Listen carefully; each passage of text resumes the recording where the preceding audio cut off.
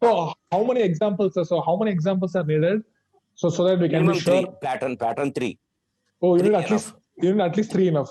Yes, sir. At least 3 enough. Oh, others, do you agree with that? Do you think that know. 3 are enough? Sunil, Shankar, Gauri ma'am. Because whenever you write the pattern, minimum 3 number is enough. So we can write any pattern for that. Okay. So here, I just get reminded of one thing. So here we will just consider this table. N, we'll just consider this n square plus n plus 11. Okay. We will just calculate this n square plus n plus 11 for different values of n. Okay. We will take n equal to 1. And this would be 13. When n is equal to 2, this would be how much? So 4 plus 2, 6 plus 11 is 17. When n is equal to 3, 9 plus 3 is 12, 12 plus 11 is 23.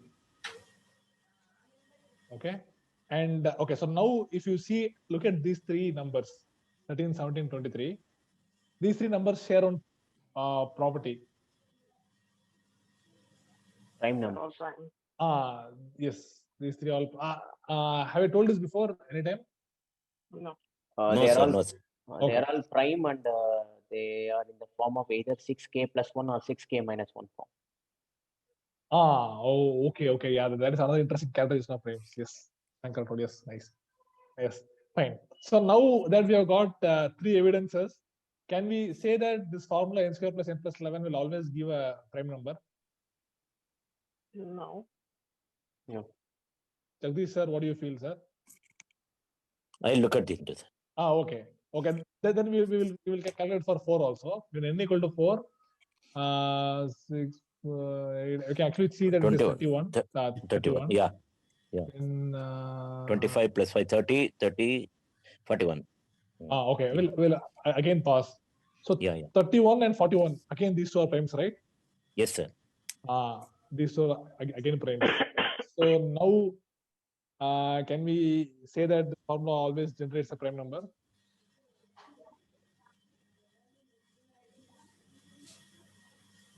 We will evaluate for some more numbers. So for 6, this would be 53. For 6, it will be 53. For 7, it will be 10. It will not work. 10 gives 121, which is 11 square. Yes, we will come to that. So 12, 14, 67. So yeah. So what is the value for 8, Shankar? 8. No, I just randomly put 10 because 10 is a little easy to calculate. Okay. So 12, I'll do 14, 83. 83, yeah? So again, if you see till here, 23, 31, 41, 53, 67, 83, these are all primes. These are all primes. 101 for 9 is also prime. 101. That was so fast. So 101 is again a prime. But then for 10, if you put 10, you will get 121, right? Yeah, I think so. 18, 10 square. Yeah, 121. 10 square, 110, here it 110 fails. plus 11. Yeah. But here it fails.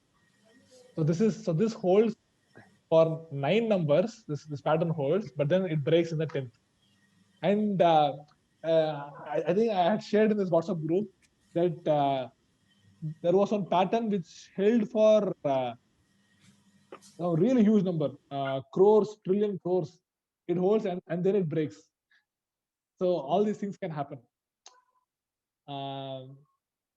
If you leave multiples of 10 and if you use it, then that is an interesting question. That I don't know. That I don't know. If you No, leave for multiples 11 also it doesn't work. 11 also it doesn't work. Yeah, 11 it is quite obvious because it's a multiple of 143. 143 is not a prime. No, it is divisible by 11. Divisible by 11. 11. Logically, it's n square plus n plus 11. So n square plus n is divisible by 11. Again plus 11. So it has to be divisible by 11. Yeah. Nice. Right. So if you see how we validate things in science and how we validate things in maths, right? There is a bit of difference here. right? Do you agree that? Do you see any difference in by the way we validate some results? We take some results to be true in science and maths. Do you see any difference there? Is my question clear? Yeah.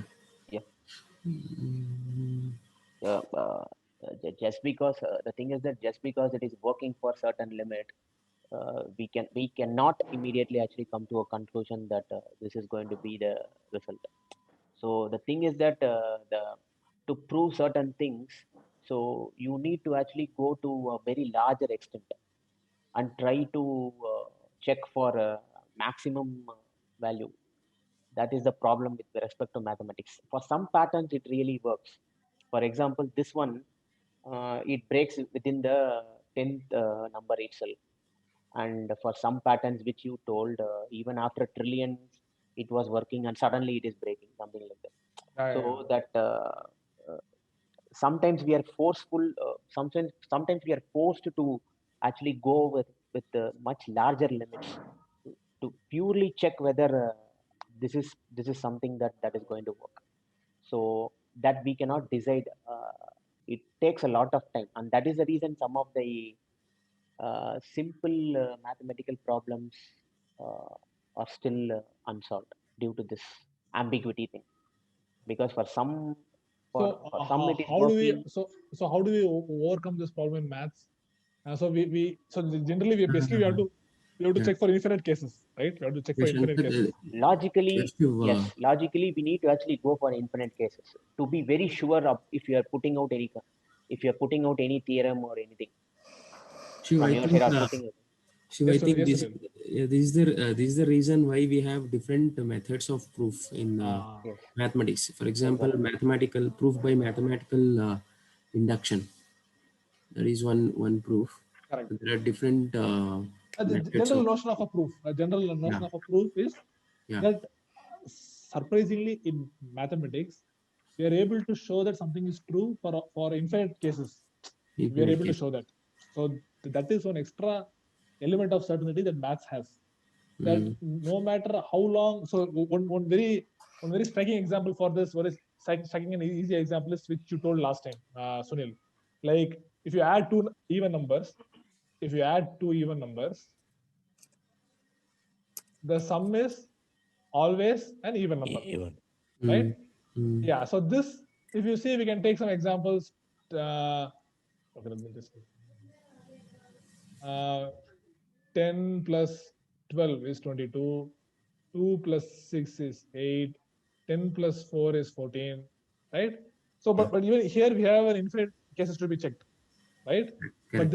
But then we are able to actually prove that this will happen for all the cases, right? And one very nice way of proving was the way which you presented last time of representing even numbers, of representing numbers in columns of 2, right? So if you have 4, this is 4. 5 is Dot patterns. ah, right? So now if you have two even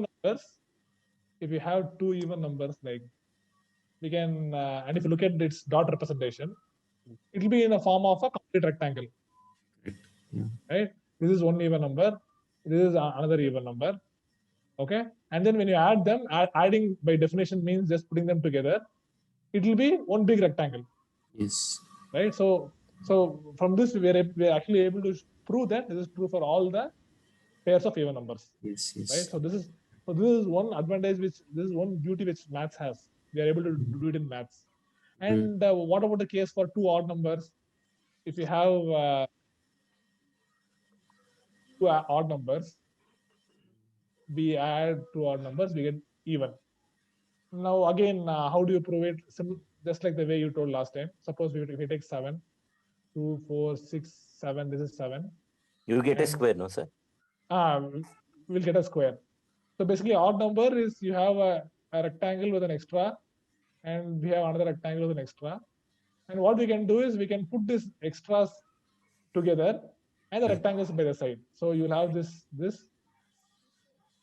you'll have this one, and you have another piece coming in this way.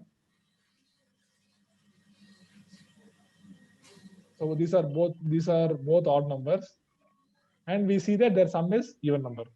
So this is a beauty of math. So we were able to prove something for infinite cases. Right? But in science, what do we do? For example, in physics, to take the simplest of example, there is gravity, right? Now, how do you prove that there is gravity?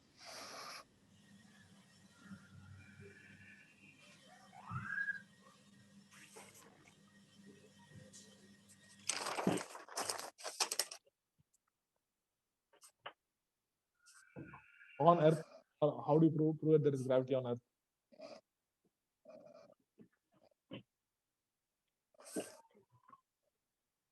Based on observation.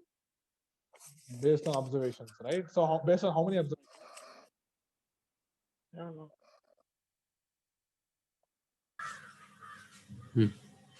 There is a bit of difference, right? So can we prove that gravity will always exist on Earth, has always been existing on Earth, in the same way as we have a, or can we prove that so when we release an object, Newton's law says that it accelerates towards Earth. So can we prove that this acceleration happens always, will across time and space, in the same way we prove a mathematical theorem? It will be very strange if all those theories are just based on observations, right? Okay. Okay, fine. Okay. Let's change all those things are based on observations.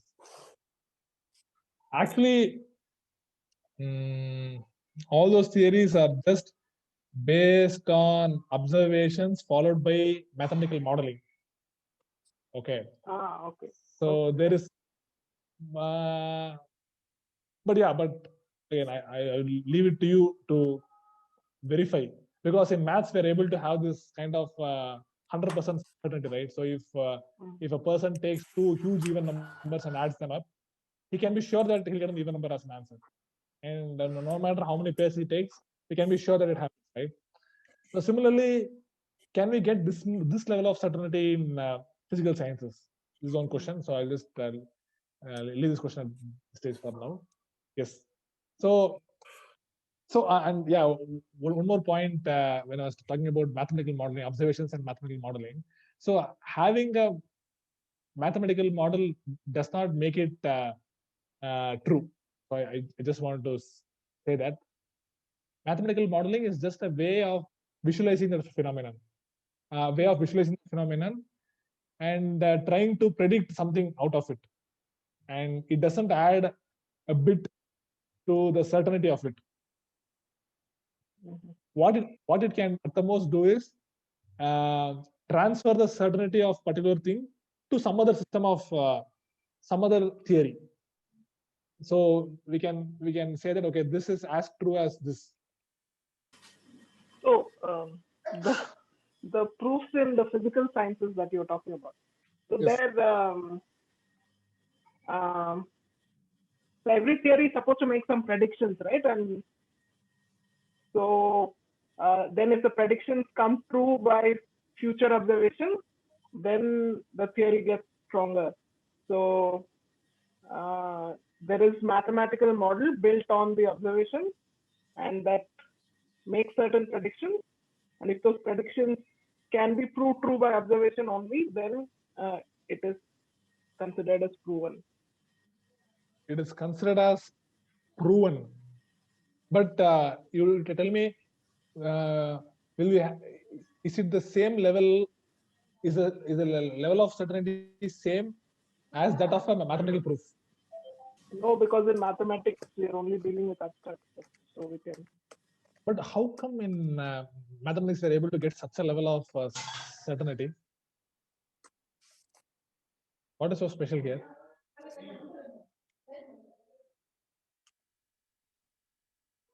I don't know. So if you see, one of the most successful theories in physics, if you see, is geometry. So some view geometry as Yeah, it's like because an intersection of math and physics, kind of at the intersection. Okay. If you see, it is the world of you take a huge paper, a plain paper, and a ruler and a pencil. Okay, and using geometry predicts that if you draw a triangle and if you draw the medians, 3 medians, all the 3 will go through the same point. Right. So this is a very famous. So if you draw a triangle, and if you draw its 3 medians, Yeah. if you draw a triangle like this, and if you draw the medians is the line from the vertex to the midpoint of the opposite side.